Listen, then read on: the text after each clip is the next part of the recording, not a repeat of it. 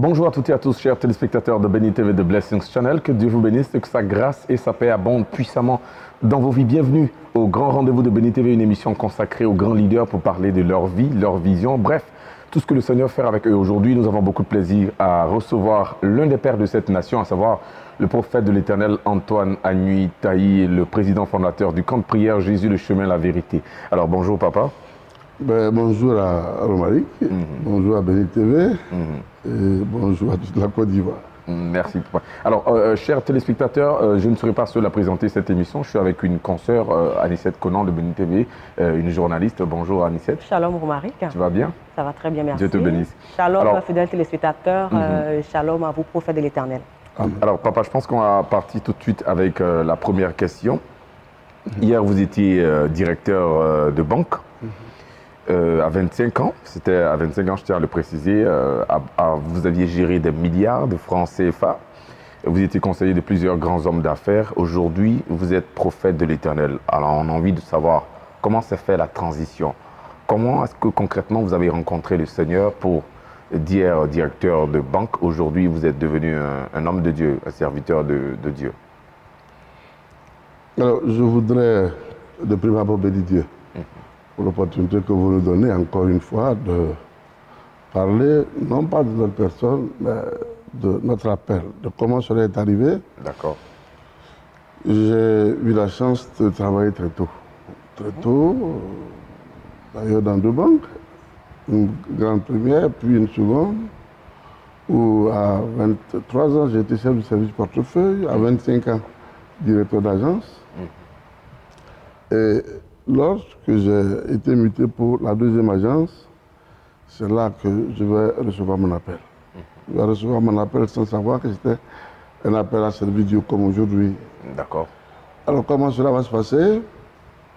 Je suis abordé à plusieurs situations, je rencontre plusieurs situations pour lesquelles je prie sans savoir trop pourquoi. Vous comprenez, quand quelqu'un vient me voir pour me solliciter pour un problème, il m'arrive de lui dire, mais au lieu de te donner de l'argent, laisse-moi prier pour toi et tu vas voir. Ça, c'était juste, ça c'est pendant que vous étiez banquier. Oui, j'étais encore directeur d'agence. D'accord. Mais la situation qui va créer le déclic. Le déclic. Il y a une de nos grandes sœurs, Antoinette, je ne vais pas dire son nom de famille, qui était au cabinet du ministre de la Santé, Victor Ekra, dont le jeune frère, un jeune universitaire, souffrait de leucémie, de cancer, cancer de sang. Alors, la maladie va évoluer à un niveau tel que l'État de Côte d'Ivoire, qui avait été sollicité, va refuser de transférer le corps en France, enfin, le malade en France. Alors elle vient au bureau me trouver pour solliciter, pour demander un concours, demander le concours à son jeune frère. Nous sommes en 90, un demi-million pour les aider pour le traitement. Alors je lui dis, je crois avoir mieux que ça. Tu vas attendre, lorsqu'on va finir, je ferme l'agence et puis je vais à la maison. Je signale que j'étais à Marcory résidentiel, au boulevard Chalm. Et donc, quand on finit, je ferme la banque, je pars avec elle. Nous arrivons à la maison. J'étais conscient d'une situation. Lorsqu'on me posait un problème, j'avais comme une cassette dans la tête. D'accord. Voilà. Et donc, c'est comme ça que je disais la chose. Hein. Tel que je ressentais, j'entendais, c'est comme ça donc que je réagissais. D'accord. Donc, nous arrivons à la maison, je gare, et puis je suis donc face à la bouillerie qui me servait de chambre de prière. Je lui remets de l'argent, je lui dis, bon, va m'acheter, bon, sans trop savoir pourquoi, va m'acheter cette bouteille d'eau minérale. Je ne dis pas de nom, parce que si je prends de l'eau ici dans ma maison, tu vas dire demain, mais on dirait qu'il a travaillé, il a bassé. Oui. Elle va, elle vit jusqu'à aujourd'hui. Hein? Oui. Elle achète cette bouteille d'eau, elle vient, je lui dis, mets-toi à genoux. Elle se met à genoux, et puis je répète de manière mécanique ce que j'ai reçu du Seigneur qui venait me former. Quand je dis gloire soit rendue à Dieu le Père, au Fils, je n'ai pas le temps de dire cet esprit. Elle est à genoux en face de moi devant les 7 bouteilles d'eau, qu'elle se met à crier, mais comme une folle. J'ai eu peur. Je me demande qu'est-ce qu'il y a. Elle se met à parler en langue avicam, grand là-haut. Elle parle du Seigneur, elle voit le Seigneur qui est donc en face d'elle. Le sang gicle de sa tête, de ses côtes, asperge l'eau, gicle, mais vous permettez que je ne raconte pas tout. Et elle voit un cercueil sous la terre qu'elle fait sortir. C'était le corps de sa mère, mais extraordinaire. Et puis je lui dis, lorsque nous finissons dans notre série, je dis, bon, vous prenez, donnez à votre frère pour voir. Et puis dans 3 jours, allez refaire l'analyse. Si c'est nécessaire, je viens me voir, je vais donner l'un des médiums. Mais ça va me donner. Alléluia. Puis elle va. 3 jours après, juste au carrefour de l'aéroport, où il y a le 33e arrondissement, il y a une pharmacie en face, il y a un laboratoire, c'est là-bas qu'elle va, elle fait le contrôle. Mon cher mari, c'est magique aujourd'hui. C'est miracle. C'est extraordinaire. Transformation totale de son métabolisme. Plus de traces de cancer. Non, si, le cancer, si, mais ça veut évoluer à tel point que l'État donne maintenant son accord. Il signe pour 36 millions et le malade est transféré en France. Wow. Elle avait toutes les relations pour partir. Elle était proche du pouvoir. Mais ça n'a pas marché. Vous comprenez? Oui. On transfère le malade en France. Voici un peu, c'est ce que je fais, le scanner que vous voyez. Alors mon appel est parti de presque rien, mais de faits qui m'ont donné de prendre conscience que quelque chose était dans mon intérieur, mais ce n'était pas pour être serviteur de Dieu ou prophète comme je suis aujourd'hui, non. Non. Voilà. Donc vous avez senti à chaque fois qu'il y avait une situation, qu'il y avait un appel. Vous avez interprété ça comme un appel de Dieu. Je veux être honnête. C'est-à-dire, je ne pouvais pas rêver de devenir serviteur de Dieu. Je suis directeur d'agence à 25 ans. Oui. Je ne sais pas si... Avec tous les privilèges. Vous voyez?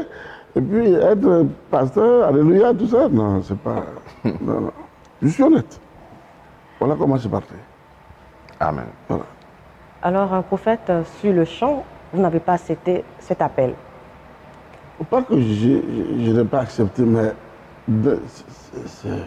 je ne pouvais pas comprendre et accepter. Que c'était pour servir Dieu. Et comment ça va se passer? Et par la suite, si vous voulez, il faut que je raconte cet épisode-là. J'étais régulièrement visité par un serviteur de Dieu. Il vient pour des personnes qui l'ont une fois vu. Et ils pourront témoigner. Quand il vient devant moi, il dit « Apôtre Paul ». Et il me dit, lis, on donne un passage. La première fois, c'était Acte. Deuxième, c'était dans Jean. Quand il vient, il a les cheveux bouclés. Il me dit, apôtre Paul. À un moment, je me disais, mais attends, ou bien il faut que je me fasse appeler apôtre Paul, ou bien... Vous comprenez? C'est Paul que le Seigneur a envoyé me parler. C'est lui qui venait me dire ce qu'il fallait faire. Il fallait que je comprenne. Et je n'avais pas la culture biblique qu'il fallait. Donc, je vais vers un dévancier, quelqu'un que je vais saluer, un dinosaure de l'église évangélique, le révérend pasteur Jean Lao, que j'approche.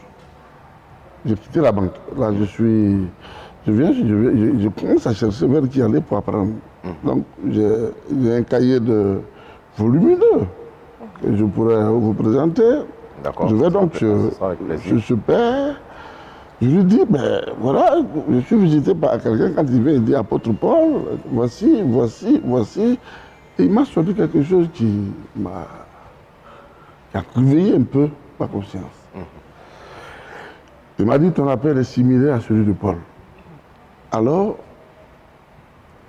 prends au sérieux ton appel. Je vais donc m'inscrire dans son école. Pour commencer la formation. D'accord. Et je crois que j'ai commencé cette formation en 2000, je crois. 2000-2001. je vais apprendre de B à bas, parce que le tout n'est pas de prendre une Bible et puis s'arrêter sur une chaise pour parler, vous savez. Oui. Je vais donc commencer au pied des maîtres de la parole pour apprendre la culture, pour apprendre comment prêcher. Et en 2 mois, j'avais détecté mes talents, me mettre déjà sur la chaise pour prêcher. Je n'avais pas fini ma formation. Vous comprenez? Oui. Bon, peut-être que nous y reviendrons. C'était juste pour vous situer comment mon appel s'est passé. Je suis en service à la banque, je suis directeur d'agence. Je ne suis pas, excusez-moi, dans la rue, je ne suis pas en quête de travail. Oui. Voilà comment ça va se passer. Voilà. Alors, prophète, 25 ans directeur de banque. Ce n'est pas facile pour un jeune cadre millionnaire d'abandonner son travail, ses relations et surtout les avantages liés à ce métier et venir dans un quartier dit de pauvres, de personnes aux maigres moyens. Nous savons que ça n'a pas été facile. Déjà même que vous dites que vous n'avez pas accepté facilement cet appel. Pouvez-vous nous raconter, s'il vous plaît, en quelques minutes, les défis auxquels vous étiez confrontés? Bon, les défis, d'abord, je commence très tôt. Je suis dans la séraille de certaines personnes qui aujourd'hui sont des grandes personnalités dans ce pays. Je suis un jeune frère et ami de l'ex-directeur général de la SMB, M. Touré, aujourd'hui le président d'Ibico Fichal. C'était mon voisin de palier, nous étions dans le même immeuble. Lui, c'était mon frère. Et vous comprenez que quand vous avez cette armada de personnalités qui vous connaissent, qui savent ce que vous avez, et puis ensuite ma famille, vous comprenez, qui entendent qu'il est devenu pasteur. Je ne sais pas si vous imaginez un peu. Oui. Si maintenant, c'est parce qu'il a des problèmes ou bien. Vous comprenez, c'était difficile à accepter. Le milieu, mes amis, mes frères, les gens que je fréquentais. C'était déjà en quelle année? Je viens commencer en 2000. Je viens commencer en 2000, mais mon amitié avec le président Dibi commence depuis 92-93. Nous étions aux immeubles Mamadou Koulibaly, à l'entrée de Bézerville. Et jusqu'en 2000, quand il était conseiller du ministre personnel, Boum Babré, je le visite pour l'avant-dernière fois. Bon, ce n'est pas pour parler pour dire que même des amis, des frères ont bénéficié de ce ministère qu'ils ne comprenaient pas. Je suis à son bureau lorsque mon ami et frère font en larmes parce que un conseiller pour quelqu'un qui avait rendu directeur général adjoint, vous comprenez? Et quand nous parlons en frères, ce n'est pas... Pas de protocole. Pas de protocole, non. Nous voulons savoir, est-ce qu'il y a eu des moments, quand vous avez laissé la banque et que vous avez commencé à servir Dieu, est-ce qu'il y a eu des moments où vous avez broyé du noir? Est-ce que vous avez passé peut-être 1, 2, 3 journées sans manger ou sans boire? Est-ce que vous avez connu des difficultés? Non, j'ai connu des difficultés, mais cela ne m'est jamais arrivé. J'ai connu beaucoup de difficultés, ça. Le contraire serait scandaleux. Vous comprenez? Oui. Mais non, je n'ai pas connu ce genre de situation. Je suis quelqu'un de très réservé, je ne m'expose pas. D'ailleurs, je parle de la banque quasiment 7 ans quand je rencontre, maintenant je dirais le président Dibi, qui se plaint. Comment est-ce que tu peux ne pas venir me voir quand même depuis ce temps où j'étais directeur général, donc je pouvais t'aider? Je dis, mais non, entre toi et moi, il n'y a pas ça. Je suis venu aujourd'hui parce que je dois venir. C'est ce jour-là, je lui dis pour la première fois, la prochaine fois que tu me verras, où tu poseras ta main dans ma main, tu n'as plus de pleurs. Amen. Oui, on ne parle pas d'une autorité de ce rang comme ça. Oui. Il me dit quoi? Je dis, 2 semaines après, il m'appelle, on lui propose qu'il y avait un appel à candidature pour le poste de directeur général de l'entreprise où j'étais.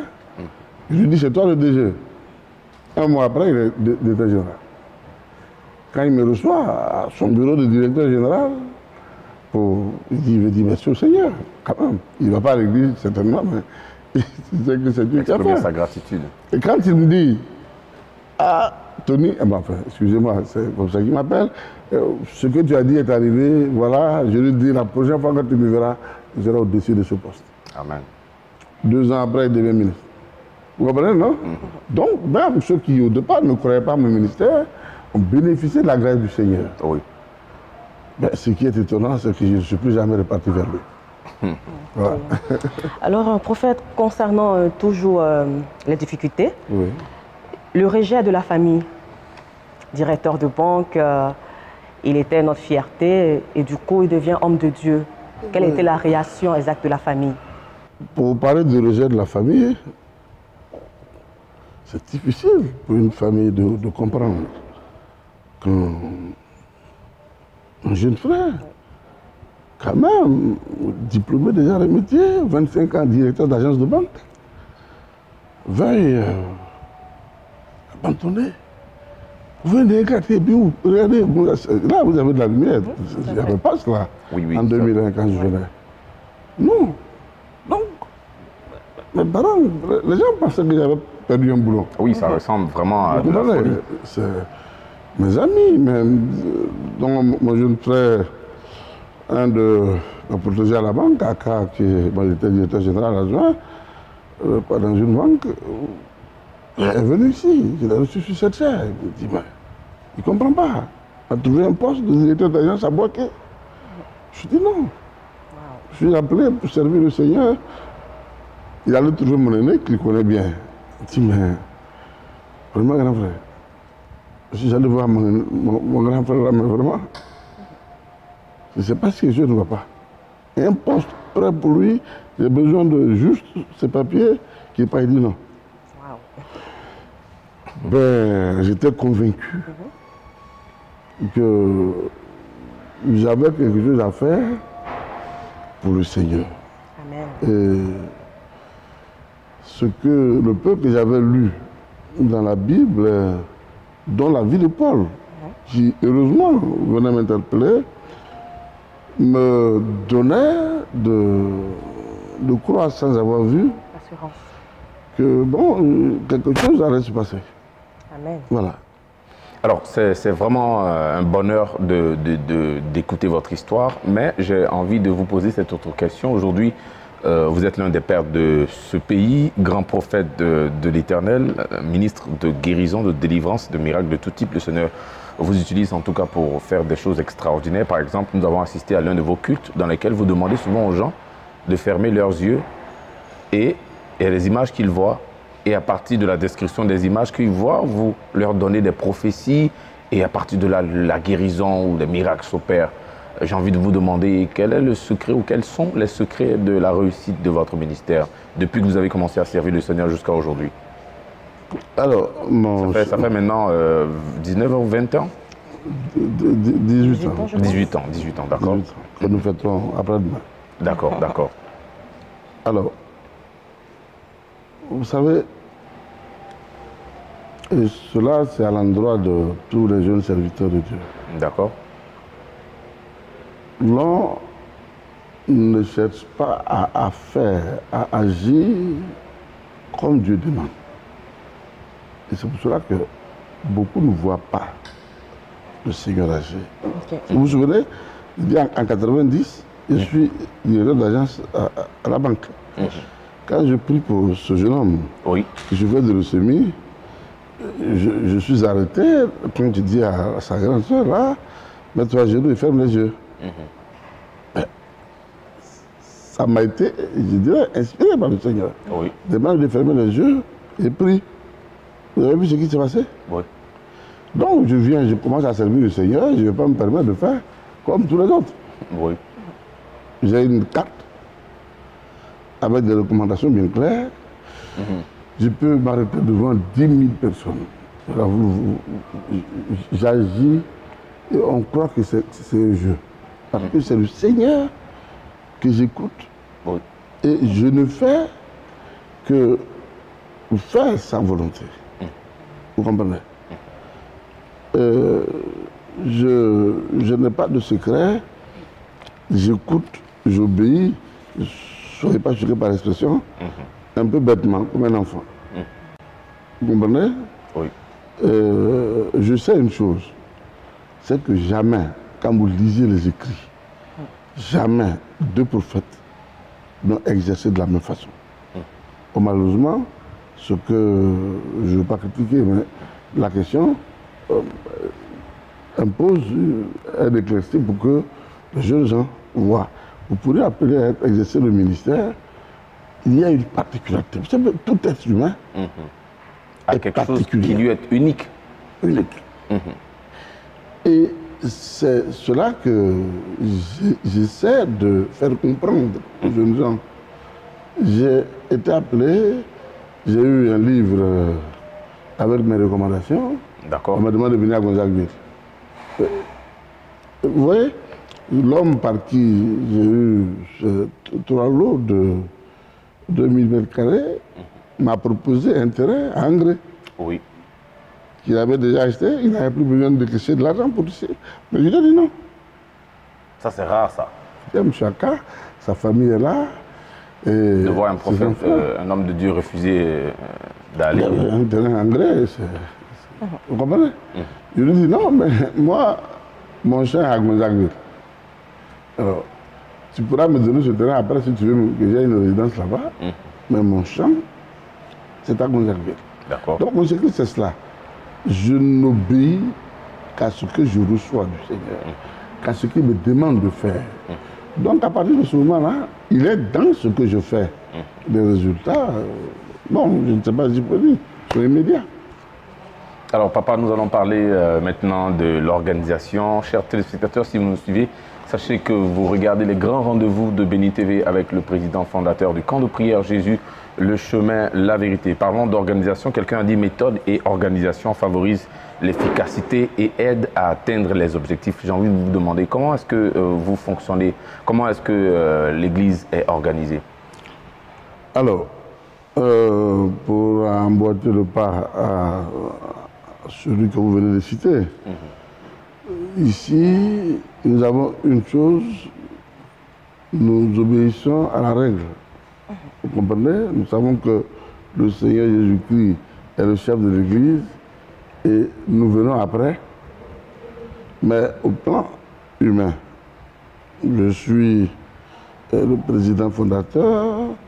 Nous avons connu beaucoup de pasteurs. Un corps pastoral, secondé par les évangélistes. Puis, nous avons un président de laïc, un président de mouvement de femmes. Nous avons un président de la jeunesse. Chaque compartiment est organisé par son responsable. Et puis, ce que le Seigneur me recommande est transmis à chaque niveau. Et les choses marchent et évoluent ainsi. Alors, prophète, parlons toujours d'organisation. Sachant que les femmes sont plus nombreuses et plus dynamiques, quelle est la place des femmes au sein de votre ministère? Les femmes sont plus dynamiques. Elle n'a pas tort. Oui. Elle n'a pas tort. Pour la place des femmes, moi j'ai toujours cru que Jésus ne s'est pas trompé. Amen. Donc, je ne peux pas faire autrement que Jésus-Christ. Vous voyez Jésus pendant son ministère. Regardez Jésus à sa mort, à sa résurrection. Alors, que les hommes ne soient pas choqués, mais à la mort de Jésus, quand vous regardez à la croix, tous les hommes ont béou, comme on dit après Jésus. Ils ont tous disparu. Oui, effectivement. Bon, on va dire, là, il y avait la peur de tout ça. Ok, Jésus est dans le tombeau. À sa résurrection, les premiers hommes qui viennent, ils n'ont pas osé entrer. Ils n'ont pas, vous le dites si bien, ils n'ont pas osé entrer. c'est une femme qui vient et qui, n'est-ce pas, qui Les franchit femmes ont le ce pas. courage que souvent les hommes n'ont pas. Ah ben oui, donc vous voyez, vous Faut le verrez, reconnaître, messieurs, ne soyez pas jaloux. vous verrez, dans tout ministère, véritablement efficace, vous verrez les femmes. Tout à fait. Amen. On peut dire ce qu'on veut, mais la vérité, c'est cela. Je ne s'est pas trompé. Donc, vous viendrez ici, vous verrez beaucoup de femmes. Les hommes sont là. Dans les églises, de toute façon, il y a toujours plus de femmes que d'hommes. Oui, mais je parle au niveau des implications, du travail, des responsabilités. D'accord. Parce qu'il y a beaucoup de femmes, et puis il y a aussi peu de femmes qui travaillent. Oui, oui. Et c'est différent. Oui, oui, c'est vrai. Si vous verrez, nous avons eu la chance d'avoir une organisation de femmes très dynamique. Au moment des femmes, la première présidente qui était, elle est toujours, je crois, infirmière. La seconde, elle était la directrice du BIT, un cas de très haut niveau. Troisième, c'est une femme d'affaires. La quatrième, elle est là, elle est une attachée de direction. Et leur sens de l'organisation influence les autres femmes. Vous savez, quand les femmes sont mobilisées, difficilement il y a des problèmes. Vous comprenez? Bon, c'est vrai que souvent on leur reproche de trop parler de... Ben, au niveau du travail, les femmes sont efficaces. Les choses vont de l'avant avec Je elles. vous le concède, elles sont dynamiques. Voilà. Alors, merci. Vous avez parlé tout à l'heure des jeunes. Des jeunes. Quel rôle jouent-ils ici au camp de prière Jésus, le chemin de la vérité? Quel est leur rôle? Alors, la jeunesse est indépendante dans l'organisation du camp de prière, très dynamique. Je voudrais tout simplement prendre deux niveaux de responsabilité. D'accord. La plupart, vous verrez à Abidjan, depuis une dizaine d'années, nous sommes l'une des rares églises qui, pour la communication, distribue des documents, n'est-ce pas, des prospectus, on distribue beaucoup de documents sur les jeunes gens. Oui, oui. Comme vous verrez dans tout Abidjan. Et encore, ce qui surprend, c'est leur mobilisation à soutenir l'œuvre. Lorsque vous avez des situations pour lesquelles, même quand les grandes personnes n'ont pas encore pu, vous voyez les jeunes gens, se organiser pour 10 000, pour 30 000, pour 20 000, 50 000, réunir un demi-million sans problème. Donc c'est, disons, un palier qu'il ne faut pas négliger. Dans l'évangélisation, ils sont là. Au niveau de la contribution, ils font ce qu'ils peuvent, ils donnent ce qu'ils ont. Mais cela est à souligner. Je leur dis vraiment chapeau. Si vous nous suivez, chers téléspectateurs, sachez que vous regardez The Blessings Channel. Vous regardez à présent les grands rendez-vous de Béni TV, une émission des grands leaders pour parler de leur vie, leur vision. Aujourd'hui, nous parlons avec beaucoup de plaisir avec le président fondateur du camp de prière Jésus, le chemin de la vérité, prophète de l'Éternel, Antoine Anui Taï. Annie. Alors, prophète, tout à l'heure dans votre intervention, vous avez attiré mon attention sur le fait que chacun est unique en son genre. Chacun a son don que Dieu lui donne. Vous avez une façon à vous de travailler dans votre ministère qui est la repentance. Pourquoi donc ce choix? Alors, si vous constatez mon appellation, je n'ai jamais dit je suis prophète. Je dis prophète de l'Éternel Dieu. Et une mission m'a été assignée par le Seigneur. La conversion des âmes et la reconversion. Mais aujourd'hui, lorsque vous regardez l'Église, le problème du péché qui est ce que le diable a trouvé pour nous empêcher d'avoir accès au royaume de Dieu, quand on n'en parle pas dans la totalité. Vous comprenez?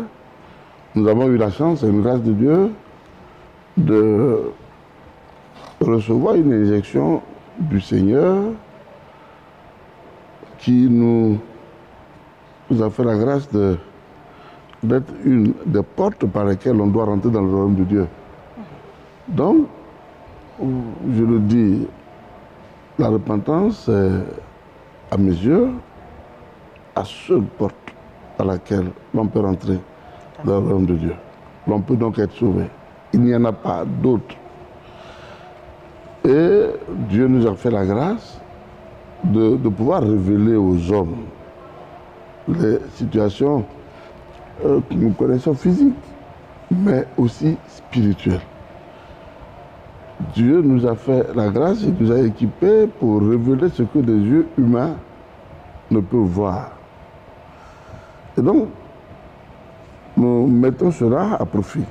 Nous mettons cela donc au profit des hommes, des enfants de Dieu, pour accepter de se débarrasser, de se séparer de tout ce qui pourrait les empêcher d'approcher le Seigneur.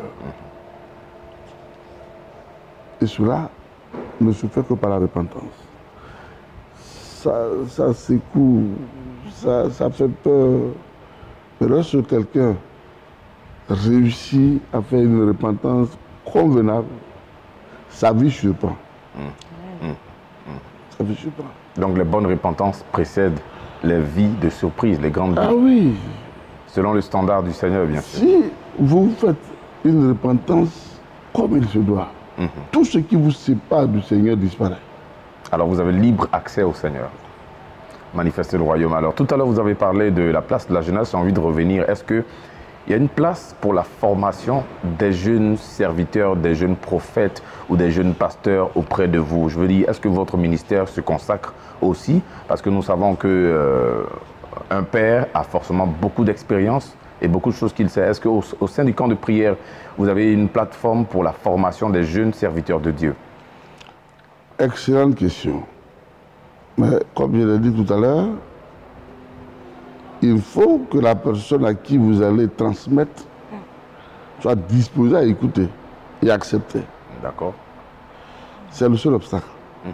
Vous comprenez? Lorsque vous révélez l'état spirituel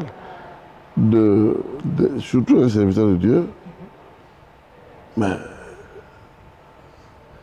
c'est comme le ciel du tombait, n'est-ce pas? Sur la tête. Mais gloire soit rendue à Jésus-Christ, beaucoup de nos frères, de nos amis, serviteurs de Dieu qui sont venus, qui ont accepté d'écouter, ont témoigné. Vous comprenez? D'accord. La formation, elle se fait au plan intellectuel, au plan spirituel. Mais ce que moi, Dieu m'appelle à faire, c'est de donner des éléments, des acquis pour exercer le ministère.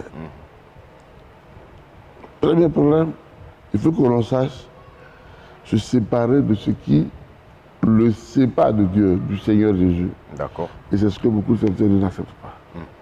Donc, c'est à cause de ce blocage-là que certaines portes ne sont pas encore ouvertes pour cela.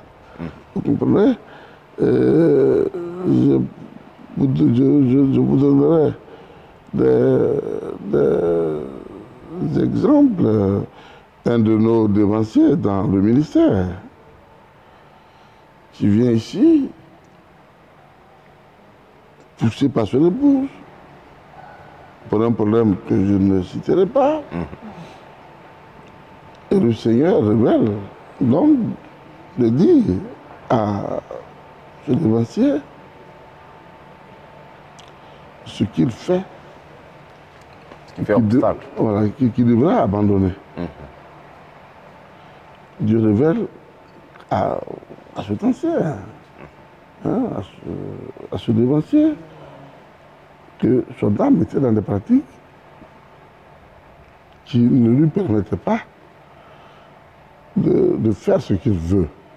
pour le Seigneur. Donc, il demande, son âme peut quoi? Dieu lui dit, Dieu me fait lui dire que son âme détruit les vies. Il est destructeur, comme on le dit ici. C'est pas possible. Quelqu'un qui rentre ici avec plus de 35 années de ministère, comment ça, Gonzague va lui dire que son âme malheureusement pour vous, c'est ce que vous faites. Et nous sortons, je me rappelle, c'était la promotion Gloire. Oui. Il rentre à la maison et le dimanche nuit, Dieu vient lui donner les preuves. Dimanche à lundi. Il n'est pas le culte dimanche. Tellement choqué parce que le prophète de l'Éternel lui avait dit. À Remblai, oui. Il est couché chez lui quand on frappe à sa porte. On frappe à sa porte, donc dans son sommeil, il se réveille. Il demande c'est qui? C'est le pasteur principal de l'église dans laquelle il est. Au moment où il descend de son lit pour ouvrir la porte de sa chambre, il se voit qu'il a un culotte américain et puis il tient un sabre. Quand il ouvre, le pasteur en face avec lui, un jeune homme, les mains liées derrière. Il demande, mais qu'est-ce qu'il y a? Le pasteur dit, prends, va exécuter, je vais chercher encore pour venir. Vous savez qui était devant lui? Non. Son fils aîné. Mon Dieu. Il y a 2h15. Le pasteur tremble de tout son être. Alors, ce que je lui avais dit, qu'il avait rejeté, pour lequel il m'avait presque méprisé, il m'appelle. Il faut en larmes, il demande de l'aider pour ne pas que son fils meure. Je dis, mais malheureusement, moi, je n'ai pas le pouvoir de le faire. Mais toi, tu peux avoir le pouvoir, tu as le pouvoir de ne pas l'exécuter. Il dit, c'est... Comment on dirait, en comment Il dit, il faut venir, tu vas te repentir, parce que tu as rejeté devant 200 et quelques personnes. Tu m'as traité de ce que tu voulais. Non, tu vois, on te dit d'exécuter, c'est ton propre fils. Vous comprenez? Et c'est ça le problème. Les chrétiens, encore ça va, mais les hommes de Dieu acceptent difficilement. Et je regrette de le dire, difficilement la vérité sur l'état de leurs âmes. Donc, c'est cela qui fait le blocage. Alors, je pense que les téléspectateurs qui justement voudraient passer au scanner pour découvrir l'état de leur âme et enlever tout ce qui est les obstacles peuvent se rendre ici. Ah oui, ils peuvent se rendre ici, même juste après l'émission, on peut m'appeler, même assis ici, je peux le faire. C'est vraiment mon boulot. Les numéros de téléphone s'afficheront justement au bas de l'écran à la fin de cette émission. Tous les mercredis, nous recevons, nous avons des retraites. On peut venir déjà mercredi 10, 11 heures lorsque je rentre, la première partie se fait. Jeudi pendant l'enseignement, samedi pendant la grande prière. C'est vraiment ça. C'est tout ce qu'il m'a donné. Il y a des délivrances extraordinaires, on en parlera tout à l'heure. Maintenant, nous allons parler de la place de la communication. Avant de passer à la place de la communication, avec la permission de notre invité et de mon confrère Romaric, j'aimerais savoir, prophète de l'Éternel, après ces prières, il y a effectivement des restaurations, des délivrances au nom puissant de notre Seigneur Jésus-Christ de Nazareth. Est-ce que ces personnes sont-ils toujours reconnaissants? Vous allez être surpris par ma réponse. Sur 10, je ne crois pas qu'il y ait plus de 2. Wow. Ben, sinon, ce camp de prière n'aurait même pas besoin de lancer des appels pour des offrandes. Ici, nous avons donné le cadre africain le plus élevé.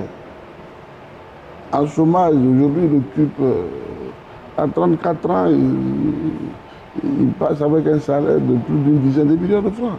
Il rentre ici en chômage. Il a fallu juste 4 mois de collaboration pour qu'il disparaisse. Wow.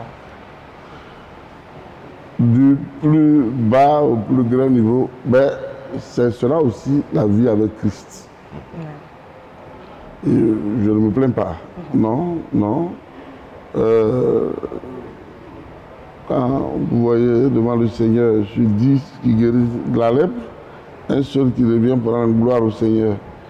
Qui suis-je moi pour avoir plus de un? Vous comprenez? C'est en fait ça la règle des choses. Vous verrez des gens qui recommandent, mais un monde incroyable, et qui ne peuvent pas revenir ici. Parce que, bon, mais je vais profiter de votre antenne pour dire aux enfants de Dieu qui viennent et qui bénéficient de la grâce de Dieu, ce n'est pas nouveau. Vous comprenez? Ce n'est pas nouveau. Et si le Seigneur voulait que les choses se passent autrement, je suis certain que je serais retourné à la banque, puisque rien ne m'empêchait de le faire. Mais je le dis aussi à l'endroit de beaucoup de serviteurs qui viennent, qui disent, mais j'ai prié, les gens sont bénis et puis ils ne viennent pas. Je dis, ah, devant Jésus, tu veux que tout le monde qui est béni vienne. C'est pas possible, hein? Lui-même, il prie pour 10 personnes, c'est un seul. Qui revient pour rendre gloire au Seigneur. Alors, si toi, tu es serviteur de Dieu, bon, il faut accepter. Sur 10, il y a 2. Si il y a 2, c'est beaucoup, hein? Malheureusement, vous savez, l'erreur des hommes de Dieu, c'est qu'on croit que nos bénédictions doivent provenir des mains des personnes qui viennent et reçoivent de Dieu. Je dis non. Je suis à l'école. Où est ma formation? Je suis analyste financier. J'ai un rang de directeur d'agence de banque. Je vais venir m'asseoir pour attendre qu'on vienne m'apporter 10 ici à gauche. Si Dieu veut me bénir, lui, il sait comment il va faire. Amen. Ceux qui viennent, s'ils reçoivent, ils ne sont pas reconnaissants. Mais le problème, c'est que lorsque vous partez, que vous agissez ainsi, quand demain vous êtes conseiller, vous ne savez pas comment faire pour revenir. C'est ça qui est dommage. C'est ça qui est dommage, mais rien de nouveau. Alors, nous allons parler maintenant de communication. Si vous nous suivez, nous allons parler maintenant de la place de communication au sein de votre ministère. Annie? Beaucoup disent que la télévision, les radios et Internet sont des moyens de communication du monde, c'est-à-dire du diable. Alors, pourquoi vous avez choisi des canaux principaux pour la communication du camp de prière Jésus, le chemin de la vérité? C'est-à-dire que vous êtes aujourd'hui sur 2 télévisions, y compris Béni TV, et puis 4 radios, sans oublier Internet et les autres moyens. Alors, vous savez, c'est ce que vous faites de l'instrument qui peut être jugé. D'accord. Mais la télévision, la radio, dites-moi quelle est l'invention aujourd'hui dans le monde qui ne vient pas du diable.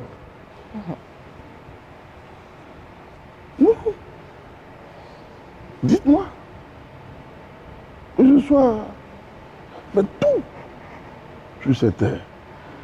Mais c'est la façon dont vous l'utilisez qui fait de vous ce que vous ne devez pas être.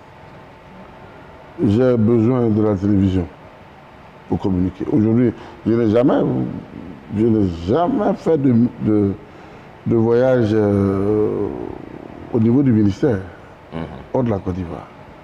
Mais si vous consultez le nombre d'invitations que j'ai, grâce notamment à votre télévision, des pasteurs me joignent de toute l'Afrique, qui me posent leurs problèmes, pour lesquels j'interviens. On m'envoie des invitations. Je ne les rejette pas parce que, par orgueil, non, mais j'estime que ce n'est pas... ce n'est pas ça le plus important. C'est pas ça le plus important. Dieu vous a béni, bénissez le Seigneur, et puis allons ensemble. Il faut dire que c'est, et justement avec les canaux, notamment Béni TV, il faut dire que c'est plus de 26 000 personnes par année. Hein. La dernière fois, quand on préparait l'émission, on a vu environ 500 personnes les mercredis, les samedis. Ah oui, demain mercredi, vous viendrez, vous verrez que ce sera entre environ 150 personnes qui viennent pour les retraites. Quand vous multipliez par 4, pour le mois, vous avez 600 personnes. Quand vous venez au culte le samedi, il y a environ 300. Dimanche, Ils avaient entre 300 et 400. 400 plus 700 plus 600. Alors, ouais. Oui. Quand vous multipliez cela, au bout d'une année, c'est extraordinaire. Oui. Mais nous sommes un lieu de prière où nous faisons des... Sans oublier les nombreux appels. Ah oui, notre rôle, c'est de faire des disciples. Nous ne cherchons pas de fidèles. Vous comprenez? Ça surprend, ça peut choquer des gens, mais c'est la vérité. Nous avons les fidèles de ce camp de prière qui viennent au culte dimanche. Mais samedi, ce ne sont pas des... Tous ces témoignages que vous entendez sur les radios, ce sont des frères d'autres églises qui viennent, qui ont des problèmes, qui sont coincés. Vous voyez, non? Oui. Notre but, c'est d'aider dans tous les hameaux de la Côte d'Ivoire ou de l'Afrique, un enfant de Dieu à se rapprocher du Seigneur, à voir son âme être gagnée par le royaume de Dieu. C'est vraiment cela. Le reste, bon, écoutez, qu'on juge que la radio soit du diable, ça c'est... Mais dites-moi, le diable il a tout créé, même l'argent. Vous comprenez? C'est ce que vous faites de l'instrument que vous avez, qui vous éloigne du Seigneur. D'accord. Alors je pense que nous tendrons allègrement vers la fin de cette émission, juste avant de parler des objectifs. Anissette va poser la question avant de parler des objectifs. Est-ce que vous avez remarqué une différence avant d'avoir utilisé les canaux de communication? C'est-à-dire que, est-ce qu'avant d'utiliser les différents canaux de communication, à savoir la télévision, la radio, est-ce qu'il y avait une différence? C'est évident. On ne me connaissait pas au Congo, au Gabon. C'est évident. On ne me connaissait pas aux États-Unis, en Russie. Mais aujourd'hui, lorsque vous allez sur le net, nos cultes samedi sont sur tous les réseaux sociaux dans le monde. Nos lundi et mardi, nous sommes sur votre télévision. Avant cela, nous avions des émissions sur une télévision de la place. Nous avons 4 radios sur lesquelles nous communiquons du dimanche au mercredi. Mais parce que, écoutez, toutes les portes de ce ministère avaient été fermées à beaucoup d'églises. Parce que nous parlons de quelque chose qui dérange, qui gêne l'âme. Oui. Quand on ne fait pas comme tout le monde, on dérange tout le monde. Voilà. Mais grâce soit rendue à Jésus qui a permis que des portes s'ouvrent. Amen. Dans nos radios partenaires, à la télévision, chez vous. Donc là où on ne voulait pas me recevoir, je suis imposé. Amen. Vous comprenez? Je ne sais pas si vous permettez que je vous raconte un témoignage. Je fais une émission sur une radio, et puis il y a une dame qui intervient. L'épouse d'un ambassadeur de ce pays. D'accord. Bon, aujourd'hui, je peux le dire. C'était. Non, je ne dirais pas le pays. Qui a 2 enfants. On les appelle aujourd'hui les génies. Avoir un bac, s'il avait mention à 16 ans. Vous comprenez? Son petit frère est pareil. L'autre, il finit. La maîtrise, il est bloqué. Maîtrisant en mathématiques.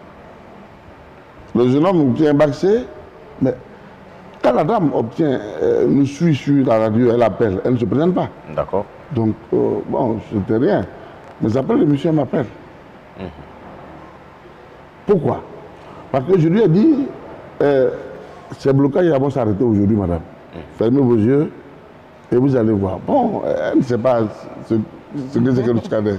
Elle ferme les yeux, elle voit son fils qui est enrôlé par un énorme python. Jésus-Christ. Le jeune homme, il a albinos, mais je ne sais quoi. J'interviens. Le problème serait le lendemain, elle me dit c'est moi, l'épouse de tel ambassadeur. Vous comprenez? Alors, je ne suis pas allé 6 heures. Je ne suis jamais allé à la Riviera, à Palmera pour lui rendre visite. Mais regarde ce que le Seigneur a fait. Et avec ça, des frères qui sont dans les églises, au lieu de m'encourager à continuer. De bénir Dieu et c'est de combattre. Excusez-moi, raconte leur vie. Vous comprenez? Oui. C'est cela que je vais saluer 2 personnes. Nous ne sommes pas arrivés peut-être à ce stade-là. C'est la première fois que je dis cela sur une chaîne de télévision. Monsieur Madame Manté. Parce que j'ai vu ces 2 personnes interpeller des hommes de Dieu. Mais ce n'est pas parce que vous n'avez pas reçu ce que lui là, que vous devez contribuer comme si. Mais je ne savais pas que c'est de moi qu'elle parlait. Voici l'une des raisons pour lesquelles je suis resté à Béni TV. Amen. Amen. Alors, papa, c'est à la fin de cette émission. Il y a des milliers de téléspectateurs qui nous regardent en ce moment. Ils ont envie peut-être d'une prière, d'une parole. Qu'est-ce que le Seigneur, l'Éternel Dieu, a à leur dire maintenant? On vous écoute. Alors, ce que le Seigneur a à leur dire, je l'ai annoncé ici depuis le 7 décembre 2018. La gloire de Dieu va être vue par ceux qui croient à la parole du Seigneur. Je crois que les choses ont commencé. Je veux dire à quelqu'un qui nous suit, qui a suivi cette émission, de s'accrocher au Seigneur Jésus. Pas à un homme de Dieu. De s'accrocher à Jésus-Christ qui dit, quelle que soit la situation que tu traverses, que tu vis, tu verras la gloire de Dieu cette année 2019. Cela va se faire. Et croyez-moi, j'espère que vous aurez suffisamment de crainte pour m'inviter pour dire, homme de Dieu, ce que vous avez dit est arrivé. Mais vous verrez. Vous le verrez. Ceux qui nous suivent verront. Croyez en cette parole-là. La gloire de Dieu. Si c'est le mariage qu'il fallait pour que vous dites que vous avez vu la gloire de Dieu, vous verrez. Si c'est le travail, vous avez déjà vu. Oui. Si c'est une promotion, si vous devrez avoir des moyens de financement ou des moyens financiers, vous verrez. Vous n'allez plus aller vers des hommes pour chercher des moyens, mais les moyens viendront vers vous. Alléluia. Donc, les moyens viendront de manière verticale. Nous, on ne va pas aller chercher les moyens de manière... Verticale et horizontale. Dans tout, écoutez, on ne peut pas se limiter à des histoires de 1 million, 2, 3 millions pour faire des affaires. Oui. Quand des autres, avec des milliards de dollars. Effectivement. Amen, je reçois. Vous voyez que demain, que la télévision reçoive des possibilités de 1 milliard, ça peut couvrir le monde entier. N'est-ce pas? Amen, amen. Ouais, et ça, je le Béni dis. TV reçoit. Je le dis, la Côte d'Ivoire verra la gloire de Dieu cette année. Il a annoncé, vous regardez le calendrier, c'est marqué. Avant que l'année ne commence. Et ça a commencé. Amen. C'est pareil pour vous. Amen. Merci beaucoup, papa. Amen. Alors, c'est la fin de cette émission, Annie. Tu as un mot de fin à... Alors, prophète, ce fut un moment très enrichissant et nous vous disons encore merci de votre aimable disponibilité et surtout d'avoir répondu à toutes nos préoccupations. Ben, je voudrais notamment de vous dire merci. Et merci au directeur général qui a pensé à nous pour cette émission. Je prie que le Seigneur, dans son immense amour, permette que de telles émissions soient organisées, que vous nous donnez encore une autre fois peut-être l'opportunité de parler. Oui. Amen. Merci vraiment de tout mon cœur, que le Seigneur se souvienne de vous. Amen. Alors, c'est la fin de cette émission. Nous avons pris beaucoup de plaisir à la présenter. Je tiens à vous rappeler que nous étions avec le prophète de l'Éternel, Antoine Agni Kaï, président fondateur du camp de prière Jésus le chemin de la vérité. N'oubliez pas de rester sur les www.beni.tv pour ceux qui nous suivent via Internet ou encore Béni TV et Béni TV+. Portez-vous bien. Dieu vous bénisse.